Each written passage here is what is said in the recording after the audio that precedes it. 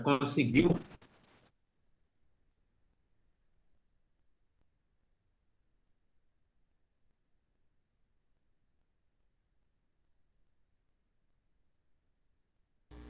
Tá aparecendo que tá gravando aqui, Samuel. Ah, consegui. Obrigado, pessoal. Então, acho que todos vocês conhecem o Alcides, a maioria de vocês. O Alcides foi um dos primeiros batizados da Igreja de São Paulo, é o marido da Leslie, o pai da Stephanie e do Lucas. Ah, ele, ah, ele passou algum tempo em Seattle, ele foi treinado por um dos missionários da China, que foi o Scott Allen Green. Ah, e ele também passou um tempo nas missões da África. Ele participou com o Mike Talhaferro nas missões da África. Então, é muito especial tê-lo conosco. Ele ama muito a Igreja do Rio de Janeiro. Então, a gente vai ter uma aula sobre Hebreus e acredito que vai ser fantástico. Muito obrigado, Alcides. A palavra é sua. Muito obrigado, Samuel. É um prazer estar aqui com vocês. Parabéns pela iniciativa de prover isso para os irmãos, esse canal, para que a gente possa estar crescendo no nosso conhecimento e nas nossas convicções. É um prazer muito grande poder estar aqui com vocês. Eu vou compartilhar minha tela aqui e vamos começar a falar sobre o livro de Hebreus, um livro muito importante, na minha opinião, um livro que levanta questões que fazem algumas doutrinas que têm sido ensinadas serem questionadas.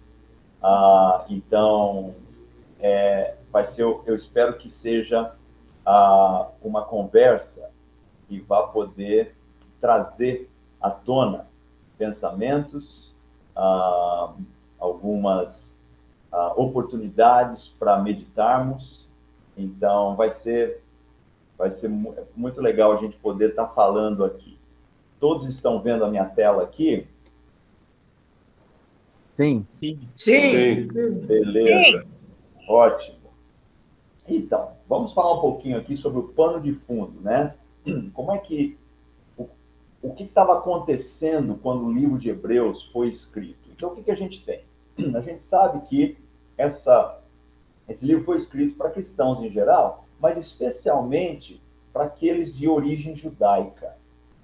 Então, o que estava acontecendo ali? Provavelmente, a gente tinha já estamos falando aqui de um livro que foi escrito ali no final da década de 60, né, da nossa era aqui, né? Então, o que estava acontecendo? Você tinha já uma segunda geração e alguns provavelmente já estavam começando a questionar se realmente o caminho, se realmente o cristianismo era por onde eles deveriam estar. Muitos deles, como nós falamos, de origem judaica. Haviam perseguições que já estavam acontecendo e perseguições que provavelmente eles sabiam que iria acontecer. Então, essa era a situação na qual esses cristãos se encontravam. Como a gente falou, o livro provavelmente foi escrito ali entre os anos 60 e 70, mas acredita-se que mais próximo do ano 70. Bom, o que estava acontecendo então? A gente sabe, por exemplo, que o imperador nessa época era Nero. Tá? E Nero, ele foi conhecido por perseguir muitos cristãos. Por exemplo, a gente sabe das histórias de Nero culpar os cristãos pelo incêndio que aconteceu em Roma. A gente sabe do costume que ele tinha de usar cristãos como tochas humanas para iluminar a noite romana. Então, isso era o que estava acontecendo ali. Era esse quadro que estava se passando ali. Algo muito forte estava acontecendo, perseguições no Império Romano para com os cristãos. E aí, logo depois disso, a gente sabe que teve a destruição de Jerusalém, no ano 70. O Tito foi o comandante das tropas que ocuparam Jerusalém e destruíram o templo. Depois acabou se tornando imperador romano, né, e foi imperador de 79 até 81, por um pouco período de tempo, mas esse era o cenário no qual as coisas se encontravam quando esse livro de Hebreus foi escrito. Então, esse aqui é um mapa do que estava acontecendo ali na época, quando essa carta, a gente chama de carta, mas o estilo dela, na verdade, é um pouquinho diferente de uma carta, a gente vai falar um pouquinho mais sobre isso. Mas quando foi escrito o livro de Hebreus, esse era o mundo ali romano. Né? Era essa informação, essa mensagem foi passada por cristãos que se encontravam nesse mundo romano da época. Bom, de quem vem esse escrito do livro de Hebreus? Né? Muito tem se falado sobre isso, muito tem se especulado sobre isso. Quem é o autor de Hebreus? Seria Paulo, Barnabé, Apolo, Áquila? Todos esses nomes têm sido levantados. A verdade é que nós não sabemos. Só Deus sabe quem foi que escreveu o livro de Hebreus. Qualquer coisa que se falar sobre afirmando que é um ou outro, na verdade, a gente não tem como ter isso precisamente. Nas listas canônicas, canônico significa aqueles livros que foram compilados dentro da Bíblia, né? Nas antigas, as listas canônicas mais antigas, você não encontra o livro de Hebreus. E alguns até questionam, mas isso aí, a inspiração e tal. A verdade é que, futuramente, um pouco depois dessas listas mais antigas, ele foi incluído, ou seja, os cristãos na época aceitavam isso como escritos importantes e que deveriam estar incluídos no cânon. Esse livro é citado pela primeira vez, por exemplo, por Clemente de Roma. Clemente foi um dos discípulos dos apóstolos. E em 96 ele cita esse livro de Hebreus. Ou seja, desde muito cedo, esses escritos eram considerados como muito importantes para a igreja. E isso inclui doutrinariamente falando. Tá? Pequena dica aqui que a gente talvez tenha no que diz respeito de onde veio essa carta, ou esse livro, é que em Hebreus 13, no versículo 24, está escrito: saúdem a todos os seus líderes e a todos os santos. Uns da Itália lhe enviam saudações. Então, pode ser que o autor estivesse lá em Roma, talvez. Então, essa é algo que a gente pode, talvez, especular, que o autor estivesse lá.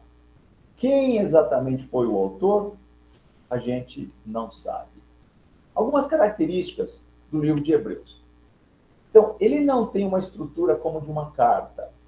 A estrutura do livro de Hebreus é mais como se fosse um sermão que foi transcrito. Né? Então, é um sermão muito bem trabalhado. Então, é como se fosse um esboço de um sermão ali, ou algo que foi pregado e foi transcrito. É mais essa estrutura que a gente entende. Segundo os especialistas, o grego é um grego muito elegante, que foi utilizado para escrever essa carta aos Hebreus. Então, a pessoa, o autor, era alguém que provavelmente tinha estudado, que tinha uma formação mais erudita. O que a gente encontra em Hebreus são muitas citações do Velho Testamento, em torno de 60 citações ali do Antigo Testamento, e pelo menos 70 outras referências ao Antigo Testamento. Então, como foi um livro escrito, em particular, para os judeus, era muito necessário que se tivesse toda essa ligação com o Antigo Testamento, para estruturar as ideias, para que fosse claro aos judeus o que estava acontecendo lá. E aí, o que a gente vê aqui nesse livro? A gente vê uma mistura, né? A gente vê uma dança entre teologia muito forte, mas, ao mesmo tempo, uma exortação muito forte, um apelo muito grande aos cristãos na época. Ou seja, a teologia está sendo aplicada à realidade que se vivia na época. E isso é importantíssimo. Ainda hoje, teologia por teologia não serve muita coisa. Ela tem que ser aplicada à realidade na qual nós estamos vivendo aqui. Então, por isso o livro de Hebreus é tão poderoso. Agora, qual foi o propósito, então, desse livro? Bom, então o que estava acontecendo ali? Né? Tinham judeus que tinham se tornado cristãos E provavelmente, por causa das perseguições, por causa do que estava acontecendo, por causa de Nero estar indo atrás dos cristãos e fazendo coisas horríveis com os cristãos, muitos estavam questionando voltar para a sua velha fé. Agora, o judaísmo já não era algo tão ruim assim, comparado com o que estava acontecendo com os cristãos. E esse livro de Hebreus, ele encoraja que os irmãos permanecessem fiéis até o fim. Agora, como é que o autor faz isso? Bom, o autor faz isso da seguinte forma. Ele fala de como Jesus Cristo tem a posição primeira, a posição mais importante, comparado com qualquer outro ser. Então, fala-se da divindade de Jesus, fala-se da grandeza do seu ministério, da grandeza do seu sacrifício, da grandeza da aliança. Então, a maneira como o autor de Hebreus coloca é comparando Jesus Cristo com diversos outros personagens ligados à crença hebreia. E ele mostra o quão maior Jesus Cristo era do que esses todos. Por exemplo, a superioridade de Jesus. Em Hebreus 1, de 1 a 3, fala que Jesus é superior a todos os profetas antes dele. Então, qualquer profeta que você encontrava lá no Velho Testamento, Jesus é superior a ele. Tá?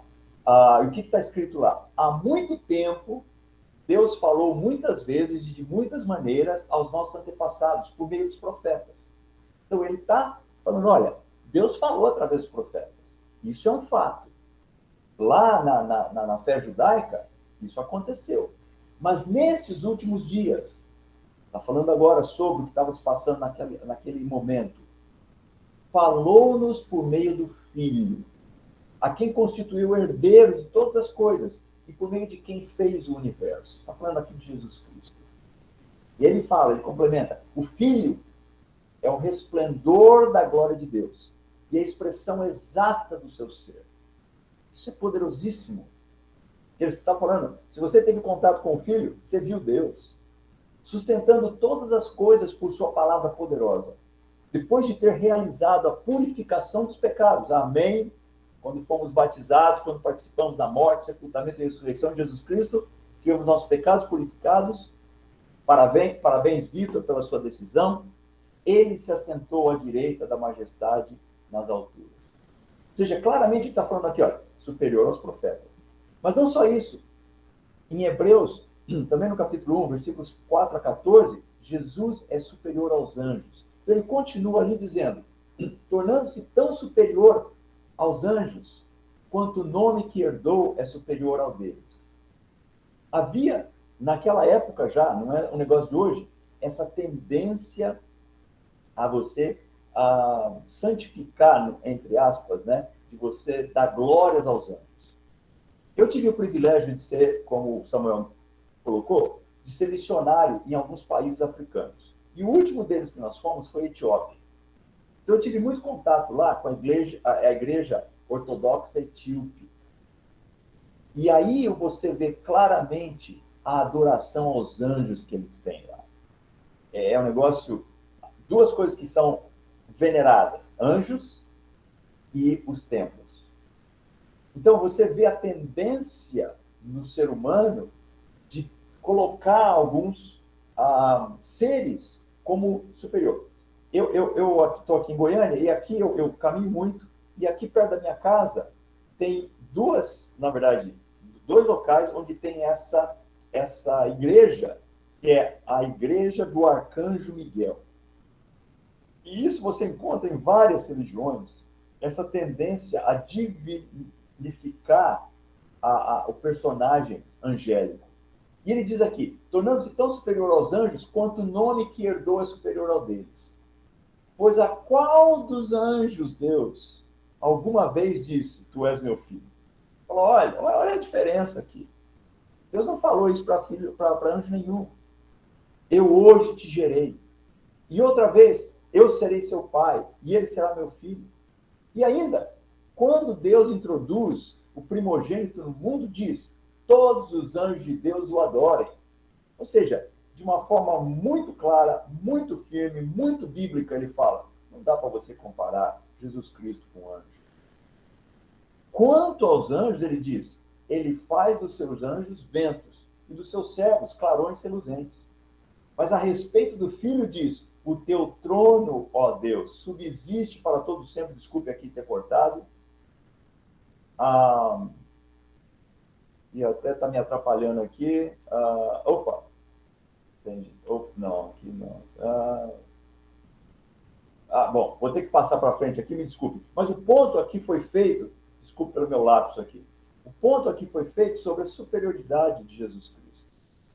E ele continua falando, nesse mesmo texto, ele fala, amas a justiça e odeias a iniquidade. Por isso Deus, o teu Deus, acolheu-te dentre os teus companheiros, ungindo-te com óleo de alegria. E também diz, no princípio, Senhor, firmaste os fundamentos da terra, e os céus são obras das tuas mãos. Eles perecerão, mas tu permanecerás.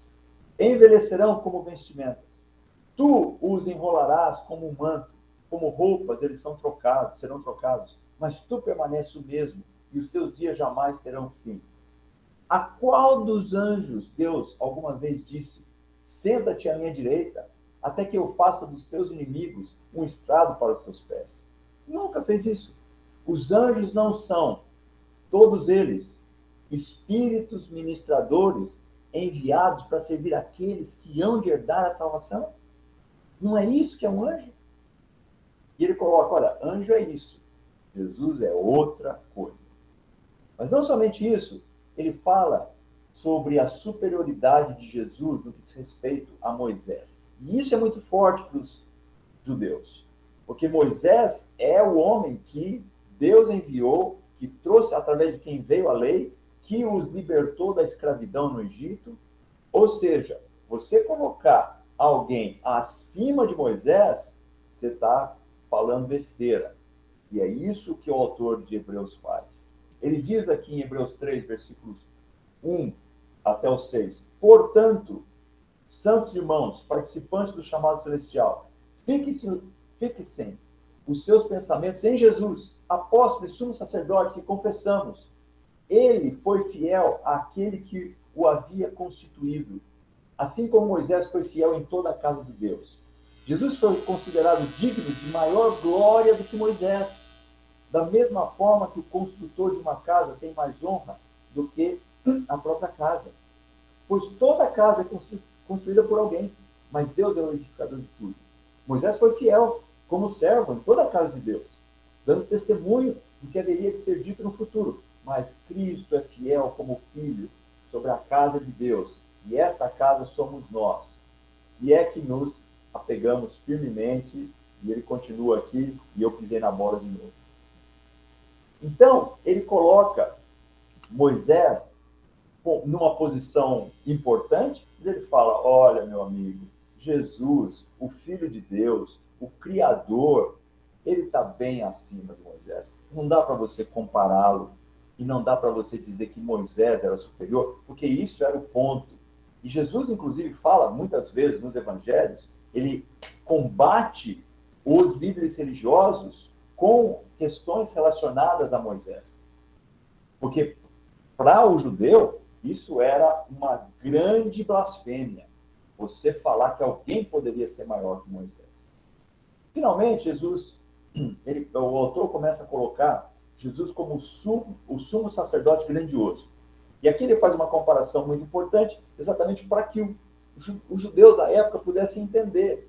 Olha o que ele fala, né? Jesus como sumo sacerdote. E ele era melhor porque ele poderia se compadecer de nós, em Hebreus 4, versículo 15. Ele faz a intercessão junto a Deus em nosso favor, todo esse trabalho aqui que um sacerdote deveria fazer, Hebreus 4, 16. Ele apresenta ofertas, né? O sumo sacerdote apresentava o sacrifício a Deus em nome do povo, e esse sacrifício, essa oferta pelo pecado, Jesus fez melhor do que ninguém, Hebreus 5:1, e ele é o escolhido por Deus dentre os homens, Hebreus 5:1, e aí 4:5. Então ele está falando aqui, olha, esse papel de sumo sacerdote, Jesus fez melhor do que ninguém. E ele representa a mim e a você diante de Deus. Hebreus 5:1. E aí ele continua dizendo que Jesus é maior do que qualquer outro sumo sacerdote. Então ele se colocou na posição de sacerdote, mas ele é maior do que isso. Por que ele é maior? Serve no tabernáculo celestial. Os outros sumos sacerdotes serviam em tabernáculos terrestres. Primeiro na tenda, depois no templo, porém eram todos tabernáculos terrestres. Hebreus 4:14. Ele foi tentado, assim como outros sumos sacerdotes, só que a diferença é que ele não pecou. Bem diferente dos outros sumos sacerdotes, que eram homens como eu e você. Hebreus 4:15. Não precisou oferecer sacrifícios por seus próprios pecados. E isso, se você se lembra lá no Velho Testamento, todos os sumos sacerdotes precisavam fazer isso antes. Ele primeiro expiava os seus próprios pecados com o sacrifício, para depois poder entrar no Santo dos Santos e expiar o pecado do povo como um todo. Jesus não precisava fazer isso. Hebreus 5:3. E ele é um sacerdote para sempre, coisa que o sumo sacerdote nunca vai ser. Aqui, o terreno. Você nunca vai ter alguém que vai ser um sumo sacerdote para sempre, exceto Jesus Cristo. Hebreus 5:6. E aí entra um outro lado. Ele não é um sacerdote que vem da linhagem, tá, de Arão, tá, que vem dessa linhagem que o Velho Testamento traz. Mas ele é um sacerdote que vem de uma outra linhagem, de Melquisedeque. Ou seja, ele é fora da linha dos judeus.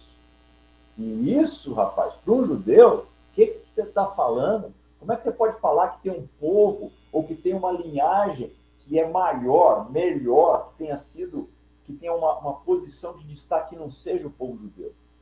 Então aí o que acontece? O autor aqui, ele está tocando na ferida, ele está mexendo, e ele está comprovadamente mostrando que, olha, meu amigo, Jesus está acima de tudo isso. E ele não tem a ver com você, judeu. Isso dói demais. Nasceu como judeu, mas o sacerdócio dele não vem nem da sua linhagem. Isso aqui deve ter deixado alguns muito maluco. Um sacerdote novo, como é o caso de Jesus, ele vai requerer uma aliança nova. Então, havia aquela aliança feita com o povo de Israel através dessa linhagem de sacerdotes, né? Desse sacerdócio, dessa aliança que foi feita com o povo judeu. E os capítulos 7 e 8, eles exatamente discorrem sobre essa velha aliança e essa nova aliança. Por isso que esse livro é tão fantástico, que ele pega esses pontos todos da crença judaica e ele vai trazendo e fazendo um link com o novo e trazendo Jesus para tomar o lugar do velho.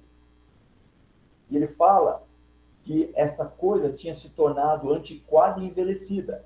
Foi exatamente isso que aconteceu quando Jesus veio, quando ele morreu, quando ele ressuscitou. Aquela velha aliança se tornou obsoleta. Até o ponto em que ela desapareceu. Como é que isso aconteceu? 70, quando o templo foi destruído. Então, quando Jesus morreu, você viu lá que o véu se rasgou no Santo dos Santos. Lembra disso? Jesus morreu, o véu se rasgou de cima a baixo, teve tremor de terra. De cima a baixo, significando, foi um negócio que Deus fez. Tá? Então, ele ali abriu e falou, opa, acabou a velha aliança. A maneira como a coisa era feita, agora eu abri esse Santos dos Santos, através de Jesus Cristo. Agora você, pecador, pode ter acesso a mim, através de Jesus Cristo. E aí, finalmente, foi o golpe de misericórdia. Em 70, ele não simplesmente já tinha rasgado o véu do templo, lá que separava o santo dos santos dos santos, como ele falou, acaba com isso, arrasa o templo, extermina isso aí. Então, nós estamos vendo aqui o final da velha aliança e o início de uma nova aliança, através de Jesus Cristo. Então, no capítulo 9, ele vai discorrer lá sobre os sacrifícios superiores, né? E existe um dia muito especial para os judeus, que é chamado de Yom Kippur, que é o dia da expiação. Então, exatamente é esse dia especial, onde o sumo sacerdote vai lá, oferece primeiro o sacrifício pelos seus pecados e depois vai e oferece sacrifício pelos pecados do povo. E ele está falando sobre o sacrifício superior de Jesus Cristo, muito maior do que daquele dia da expiação, Yom Kippur, que é comemorado, mas que tem que ser feito todo ano. É o maior dos feriados judaicos. Tá? Nos Estados Unidos, é um dia onde param as coisas por causa de Yom Kippur. Só que ele está falando aqui, olha, o sacrifício feito por Jesus é muito superior a esse. A nova aliança é muito superior a essa velha aliança. Então, o que Deus espera de nós? Capítulos 10 e 11 lidam exatamente com essa pergunta. As expectativas que Deus tem frente a essa nova realidade. Por causa dessa superioridade, o que Deus, então, vai esperar da gente? E nos capítulos 10 e 11, então, especialmente no capítulo 11, é aquele clássico capítulo que fala sobre fé. Né? E nós não estamos falando aqui sobre um sentimento, mas exemplos que você vê ali na vida de homens que são relatados no capítulo 11, cuja vida deles mostrava a fé que eles tinham. Não era um negócio de falar. Hoje em dia, a coisa de fé eu tenho muita fé em Deus. Ok. Como é que a sua fé é demonstrada através das suas ações? Como é que a sua fé é mostrada pela maneira como você vive sua vida? Falar que eu tenho fé, bom, isso aí qualquer um pode falar. Então, no capítulo 11 de Hebreus, ele descreve aqueles heróis todos, não por causa do que eles falaram, mas por causa da maneira como eles viveram, que mostrava a fé deles. Desculpe, pessoal, tem um barulho aqui, tem uns manifestantes aqui na rua, mas a gente vai continuar. Então, a verdade para nós hoje aqui é como é que as pessoas ao meu redor, ao redor do Alcides, no trabalho, na escola, na minha vizinhança, no meu bairro, meus familiares, como é que eles enxergam a fé do Alcides? Como é que os seus amigos, colegas de trabalho, vizinhos, parentes, enxergam a sua fé? Ou se você não falar nada, ninguém vai dizer que você é diferente. Ninguém consegue ver a sua fé pela vida que você vive, pela vida que eu vivo. Esse é o verdadeiro desafio que nós temos no que diz respeito a ser cristãos. É viver uma vida onde, mesmo que eu não abra a boca, meu exemplo é claro. E as pessoas conseguem ver, essa pessoa é diferente. E quando você compartilha a sua fé com ela, ela vai poder dizer, essa pessoa não é simplesmente um religioso, porque eu conheço os religiosos. Eu conheço toda aquela espiritualidade de domingo de manhã e o restante dos outros dias da semana e das outras horas da semana. Agora, ele fala muito daqueles do qual o mundo não era digno, né? No capítulo 11 de Hebreus. Hebreus 11, 13, ele diz, ainda vivendo pela fé, não pelo que viam quando morreram. Ele fala, olha, permanecer na fé, ter uma fé que ainda que você não veja a promessa acontecendo, você é fiel e você crê naquela promessa. Foi assim com Abraão. Abraão não viu a terra prometida, mas ele creu. Isso aconteceu com vários. Não foi só Abraão. Isso deve acontecer conosco. Eu e você estamos esmorecendo hoje. Por quê? Porque já faz 20, 30 anos que eu estou aqui nessa luta e eu ainda não vi algumas coisas acontecendo e a minha fé está sendo abalada? Ou nós vamos estar vivendo como esses homens que foram colocados, mencionados em Hebreus 11 viveram? Tá? Aqui tem duas coisas muito importantes. Uma passagem que uma palavra que é usada nesse versículo é xenoi, que significa estrangeiro, peregrino, alguém desconhecido, um refugiado. E a outra palavra importante é parepidemos, que significa viajante, um residente temporário, uma pessoa que não cria raízes. Essas duas palavras são importantíssimas, porque isso aqui descreve qual deve ser nossa atitude, se nós de fato vamos ser dignos de ser chamado de filho de Deus, de não ser pessoas das quais o mundo não é digno. Você tem uma atitude hoje, eu tenho uma atitude hoje de ser um estrangeiro aqui? Simplesmente eu estou de passagem. Eu sou um residente temporário. Ou você está criando raízes aqui? Ah, esse mundinho é tão importante. Deixa eu criar raiz. Deixa eu criar o meu impériozinho aqui. A minha casa, aí vem a casa da praia, a casa de campo, aí vem o carro que eu sempre sonhei em ter, aí vem esse hobby que eu gosto demais.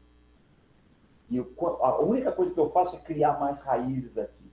Quando, na verdade, esses homens todos, a coisa que eles queriam é preparar para o céu. Esse mundo era passageiro, completamente de passagem. Eu sou um peregrino aqui, eu sou um estrangeiro. Essa não é minha pátria. Como é que você tem vivido sua vida hoje? Eles viveram pela fé, apesar de nunca terem visto a promessa sendo cumprida. E é por isso que Deus diz que Deus não se envergonhava deles. Meus irmãos, Deus não quer se envergonhar de nós. Mas a grande questão para mim e para você hoje é: esse mundo está se tornando lar para você? Onde você está firmando as suas raízes aqui? Onde as suas raízes estão começando a entrar profundamente aqui? Não, o que eu quero é ter segurança aqui nesse mundo. Meus irmãos, por mais doloroso que seja a perda de um ente querido, seja por causa de Covid, seja por outras razões, se essa pessoa estava em Cristo, meu irmão, não existe coisa melhor do que essa. Eu vejo alguns aí, infelizmente, no mundo isso aí é normal, mas alguns entre nós com um pavor e um terror enorme quando se falava sobre Covid. Olha, meus amigos, nós vamos morrer, isso é fato. Paulo falou claramente, e isso precisa ser a nossa atitude. Para mim, o viver é Cristo e o morrer é lucro. Por quê? Porque nós somos peregrinos, passageiros. É simplesmente um refúgio temporário aqui. Eu não quero criar raízes aqui. Mas alguns, infelizmente, têm criado suas raízes aqui nessa terra. O que você está procurando hoje? Segurança aqui nesse mundo? Essa carta aqui, carta a Diagneto, foi uma carta que a gente não sabe exatamente quem foi o autor. Alguns dizem que foi Justino Mártir, que foi também um discípulo dos apóstolos. Ela é datada mais ou menos do ano 120 da nossa era cristã. E ele é uma carta muito interessante. Eu recomendo que você leia, se tiver oportunidade, está aí na internet. E aqui, num trecho, eu peguei alguns trechos aqui dessa carta e eu vou ler aqui com você. E aqui o autor está dizendo: os cristãos, de fato, não se distinguem dos outros homens, nem por sua terra, nem por sua língua ou costumes. Ou seja, são homens como eu e você. Com efeito, não moram em cidades próprias, nem falam língua estranha, nem têm algum modo especial de viver. Sua doutrina não foi inventada por eles, graças ao talento e à especulação de homens curiosos. Nem professam, como outros, algum ensinamento humano. Pelo contrário, vivendo em casas gregas e bárbaras, ou seja, eles vivem em diferentes lugares, conforme a sorte de cada um, ou seja, eles não estavam atrás de ganhos materiais, era o que era. E adaptando-se aos costumes do lugar, quanto à roupa, ao alimento e ao resto, testemunham um modo de vida admirável e, sem dúvida, paradoxal. Vivem na sua pátria, mas como forasteiros. Participam de tudo como cristãos e suportam tudo como estrangeiros. Toda pátria estrangeira é pátria deles. E cada pátria é estrangeira. Casam-se, como todos, e geram filhos, mas não abandonam os recém-nascidos. Existe vida ali de fato. Põem a mesa em comum, compartilham mas não o leito. A fidelidade. Estão na carne, mas não vivem segundo a carne. Moram na terra, mas não têm sua cidadania no céu. Obedecem às leis estabelecidas, as com a sua vida ultrapassam as leis. Amam a todos e são perseguidos por todos. São desconhecidos e, apesar disso, condenados. Estão mortos. Deste modo, lhes é dado a vida. A verdadeira coisa que importa. São pobres e enriquecem a muitos. Meu amigo, olha a teologia da prosperidade aqui, meus amigos. Carecem de tudo e têm abundância de tudo. São desprezados e no desprezo tornam-se glorificados. São amaldiçoados e depois proclamados justos. São injuriados e bendizem. São maltratados e honram. Fazem o bem e são punidos como malfeitores. São condenados e se alegram como se recebessem a vida. Pelos judeus são combatidos como estrangeiros. Pelos gregos são perseguidos. Aqueles que o odeiam não saberiam dizer o motivo do ódio. Em outros trechos. Não vês como os cristãos são jogados às feras? É isso que eles estavam vivendo lá, meus irmãos. Para que reneguem o Senhor e não se deixam vencer. Não vês como quanto mais são castigados com a morte, tanto mais outros se multiplicam? Olha a ação de Deus aqui. Às vezes eu fico pensando, por que a gente não está crescendo assim? E aí eu fico olhando, vamos olhar para nós mesmos e ver o tipo de vida que nós estamos vivendo. E ver se isso é o que Deus vai usar. Isso não parece obra humana. Isso pertence ao poder de Deus e prova a sua presença. Outro trecho. Condenarás o erro e o engano do mundo, quando realmente conheceres a vida no céu. Quando desprezares esta vida, que aqui parece morte, e temeres a morte verdadeira, reservada àqueles que estão condenados ao fogo eterno, que atormentarás até o fim aqueles que lhe forem entregues. Se conheceres este fogo, ficarás admirado. E chamarás de felizes aqueles que, com justiça, suportaram o fogo passageiro. Meu amigo, se você não está desafiado sobre como esses cristãos, esses irmãos meus e seus viviam no primeiro século, no segundo século, nós vivemos um cristianismo muito romântico, meus amigos. Romântico demais. Nós não sabemos o que é perseguição. Alguns aqui no mundo atual já têm passado por isso. No Oriente Médio, em alguns países da África, em alguns países da Ásia. Eu e você, no mundo ocidental, não. Essa era a realidade dos nossos irmãos lá. De que outras maneiras Hebreus se aplica a nós hoje? Bom, a gente está terminando. A gente tem que começar a olhar para o passado e achar que as coisas não eram tão ruins como se foi falado, né? Isso é o que aconteceu lá com os hebreus cristãos. Estavam começando a olhar para o judaísmo e começando a falar, não, mas não é tão ruim assim, mas a coisa não é tão má, talvez eu deva voltar para a minha vida. Onde é que você está hoje? Às vezes, você olha lá para trás e fala, mas era legal aquilo lá, né? Não, mas a minha vida como religioso, porque eu era religioso, não era tão ruim assim. Né? Eu ia à igreja, mas eu não tinha esse compromisso todo. Não me era colocado que eu precisava realmente viver a Bíblia. Era um negócio mais light. Será que era tão ruim assim? E eu vejo muitos hoje tentando meio que voltar para as velhas ideias da religiosidade. É assim que estava acontecendo ali com os hebreus daquela época. Não há necessidade de ser tão radical com o pecado. Não, mas pecado está na nossa vida. A graça de Deus. Não precisamos ser tão inflexíveis sobre alguns ensinos bíblicos. Não, a gente tem que entender que o mundo mudou.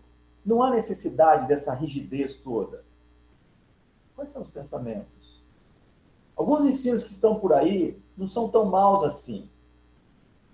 algumas linhas doutrinárias que estão sendo ensinadas nas diversas igrejas. Não, isso não é tão ruim assim. E talvez nós precisamos realmente repensar algumas coisas. Deixa eu falar aqui para você alguns dos problemas quando a gente começa a pensar sobre isso, né? O livro de Hebreus, ele fala sobre o verdadeiro perigo de perder a salvação. Ele fala muito sobre isso. Fala, olha, meu amigo, você pode perder a salvação. Hebreus 3, 12 a 14. Cuidado, irmãos, para que nenhum de vocês tenha coração perverso e incrédulo, que se afaste do Deus vivo. Pelo contrário, encorajem-se uns aos outros todos os dias, durante o tempo que se chama hoje, de modo que nenhum de vocês seja endurecido pelo engano do pecado, pois passamos a ser participantes de Cristo, desde que, de fato, nos apeguemos até o fim, a confiança que tivemos no princípio. Ele está falando, olha, se liga, seja sério.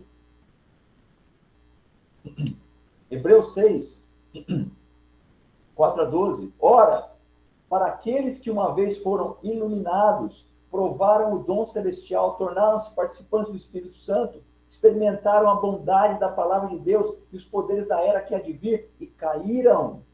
É impossível que sejam reconduzidos ao arrependimento, pois para si mesmos estão crucificando de novo o Filho de Deus, sujeitando-o à desonra pública. Pois a terra que absorve a chuva, que cai frequentemente e dá colheita proveitosa àqueles que a cultivam, recebe a bênção de Deus. Mas a terra que produz espinhos e ervas daninhas é inútil. E logo, e aí eu devo ter cortado aqui, quando eu botei aqui o negócio, deve ter cortado, eu peço perdão. Hebreus 6, 4 a 12. Amados, mesmo falando dessa forma, estamos convictos de coisas melhores em relação a vocês, coisas próprias da salvação. Deus não é injusto. Ele não se esquecerá do trabalho de vocês e do amor que demonstraram por ele, pois ajudaram os santos e continuam a ajudá-los. Queremos que cada um de vocês mostre essa mesma prontidão até o fim, para que tenham a plena certeza da esperança. Ou seja, você pode viver uma vida na qual você não vai ter a plena certeza da esperança. De modo que vocês não se tornem negligentes, mas imitem aqueles que, por meio da fé e da paciência, recebem a herança prometida. E ele fala sobre essas várias coisas. Hebreus 10, 26 a 31, a gente conhece isso aí. Se continuarmos a pecar deliberadamente, depois que recebemos o conhecimento da verdade, já não resta sacrifício pelos pecados, mas tão somente uma terrível expectativa de juízo e de fogo intenso que consumirá os inimigos de Deus. Quem rejeita a lei de Moisés morria sem misericórdia pelo depoimento de 2 ou 3 testemunhas. Quão mais severo castigo, julgam vocês, merece aquele que pisou aos pés o Filho de Deus, que profanou o sangue da aliança, pela qual ele foi santificado e insultou o Espírito da graça. Pois conhecemos aquele que disse, a mim pertence a vingança e retribuirei. E outra vez, o Senhor julgará o seu povo. Terrível coisa é cair nas mãos do Deus vivo. Meus amados, isso é forte demais. Hebreus 10, 35 a 39. Por isso, não abram mão da confiança que vocês têm. Ela será ricamente recompensada. Vocês precisam perseverar. De modo que, quando tiverem feito a vontade de Deus, recebam o que ele prometeu. Pois em breve, muito em breve, aquele que vem virá e não demorará. Mas o meu justo viverá pela fé. E se retroceder, não me agradarei dele. Mas claro que isso não dá para ser. Se retroceder, não está agradando a Deus. Nós, porém, não somos dos que retrocedem e são destruídos, mas dos que creem e são salvos. Cuidado com alguns tipos de ensino, amados. Uma vez salvo, sempre salvo. E aí a pergunta que eu tenho é, o que você quer dizer com isso? Uma vez salvo, sempre salvo. Significa que eu tomei uma decisão lá, um determinado dia, e aí, independente de como eu vivo a minha vida, está tudo garantido? É isso que você quer dizer? Não, posso continuar pecando e tudo bem? Não, a graça de Deus é isso? Porque isso aí não bate com o ensino bíblico. Não, mas a graça que é ensinada por Paulo, isso, aquilo, bem diferente dos contextos que Paulo estava falando, esse tipo de ensino. A graça de Deus é maior que meu pecado e por isso está tudo tranquilo. Olha, se você está pensando isso, basicamente, meu irmão, você vai ter que jogar fora o livro de Hebreus. Porque é exatamente sobre isso que ele está falando. Olha, não dá para você continuar no mesmo tipo de vida. Se você voltar a fazer as mesmas coisas que você estava fazendo antes, a começar a ter o mesmo tipo de atitude que você tinha antes de se tornar cristão, frente a Deus, frente à palavra dele, joga então fora o livro de Hebreus, joga fora o livro de Tiago, como alguns já tentaram fazer, né? Inclusive alguns reformistas. Então a gente tem que começar a questionar aqui. Toma cuidado. Muitos hoje têm acesso a uma quantidade enorme de ensinamentos através da internet, seja lá o que for, você não precisa sair de casa, você está lá na internet, e muitos estão pregando essas coisas. Toma cuidado com isso. Então, era isso que eu tinha para compartilhar com vocês hoje. Eu espero que, de alguma forma, isso tenha lhe ajudado. Nós não vamos ter tempo para perguntas, infelizmente, porque o tempo já deu e eu vou precisar sair. E eu peço desculpas por isso. Gostaria de poder conversar, ouvir do que você está pensando, mas, infelizmente, por causa das minhas responsabilidades aqui no culto, aqui do grupo de Goiânia, eu não vou poder ficar. Mas eu espero que, de alguma forma, Deus possa te orientar, te dar discernimento e que o livro de Hebreus possa te encorajar, te desafiar, mas principalmente te inspirar a viver uma vida cheia de fé. Que Deus o abençoe. Muito obrigado novamente. Foi um prazer enorme estar aqui com vocês. Muito obrigado. Muito bom. Obrigado, Alcides. Muito obrigado, Alcides. Muito bom, muito Obrigado, bom mesmo. Silvio. Obrigada, Alcides. Pessoal, Muito obrigada. Pessoal, eu vou permitir que, caso você tenha alguma dúvida, você pode colocar no nosso grupo do projeto lá, que eu posso buscar responder, ou talvez até falar com o Alcides, se for difícil, procurar a ajuda dos universitários aí, mas você pode deixar lá. Mas, mais uma vez, Alcides, fantástico ouvir. Esse livro é um livro maravilhoso, é uma base, é um marco para a fé cristã, nos inspira, nos exorta e nos dá esperança. Então, muito obrigado. Amém. Muito obrigada, Samuel. Um prazer estar com vocês, meus irmãos. Uma alegria muito grande sempre. Obrigado novamente pelo convite. O Samuel, extremamente capacitado para poder responder qualquer pergunta que vocês tenham. E eu queria encorajá-los. No site do Ministério de Ensino das nossas igrejas, tem uma série que foi dada por John Oakes.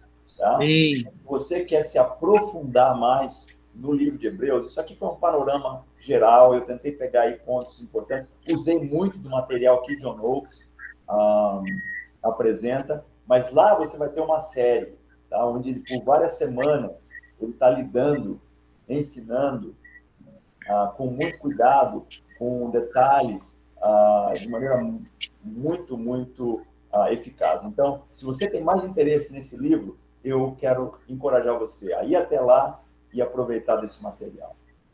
Meus amigos, amo vocês. Que Deus os abençoe. Valeu, tio. Domingo. E foi um prazer estar aqui com vocês. Tá? Muito Obrigado, tio. Obrigado, Alcides. Obrigado. Bom dia a todos aí. Tchau. Grande abraço. Obrigado. Um abraço, gente. Com Deus. Obrigado. Samuel,